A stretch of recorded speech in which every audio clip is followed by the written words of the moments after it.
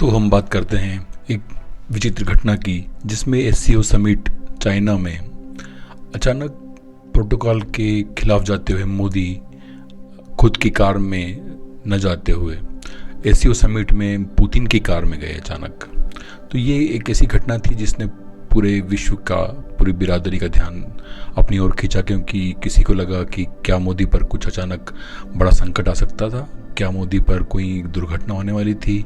जिसका आभास पुतिन को था, जिसकी सीक्रेट इन्फॉर्मेशन पुतिन को थी मगर और किसी को नहीं। और इसीलिए पुतिन ने मोदी को अपनी कार में ले जाना ज़्यादा ज़रूरी समझा और मोदी ने भी अपना भरोसा जताते हुए पुतिन की कार में एससीओ समिट तक जाने का रास्ता होटल से चुना। तो इस घटना के बड़े उहापोह और बड़े कयास लगाए जा रहे थे, क्योंकि पूरी दुनिया चाहती थी कि इसका सच जाने, क्योंकि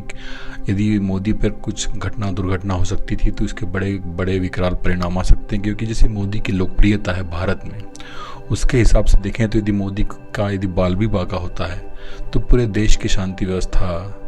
अचानक रोड पर आ जाएगी और कहीं सारा इसके भयावह परिणाम हो सकते हैं। तो उस घटना के बारे में किसी ने कोई विशेष टिप्पणी या आधिकारिक तौर पर कुछ कहा नहीं, मगर चूंकि पुतिन भारत आ रहे हैं, आज आ चुके हैं, तो पुतिन ने खुद इसके बारे में पर्दा उठाया है और ये स्पष्ट किया है कि आखिर हुआ क्या था। तो घटना ये थी पुतिन के अनुसार कि जब वो होटल से निकलने वाले थे तो पुतिन की कार पहले होटल के मेन गेट के साइड आ चुकी थी। उसके बाद में मोदी को आना था, तो मोदी आए और मोदी ने देखा कि पुतिन वहीं है। पुतिन ने इनवाइट किया, क्योंकि हम सब पर्यावरण की बात कर रहे हैं,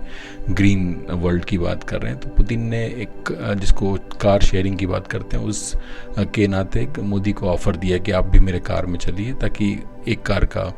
हम लोग एटलीस्ट एनर्जी सेविंग कर सकते हैं। तो मोदी ने भरोसा जताते हुए उनका ऑफ़र उसी वक्त स्वीकार कर लिया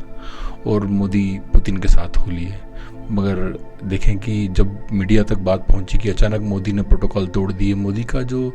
कार का काफिला अलग हुआ करता था, मगर मोदी ने उस काफिले को छोड़कर, अपनी सुरक्षा को छोड़कर पुतिन की सुरक्षा घेरे में पुतिन के साथ जाना ज़्यादा बेहतर समझा और पुतिन को अपना विश्वास कायम रखने को कहा।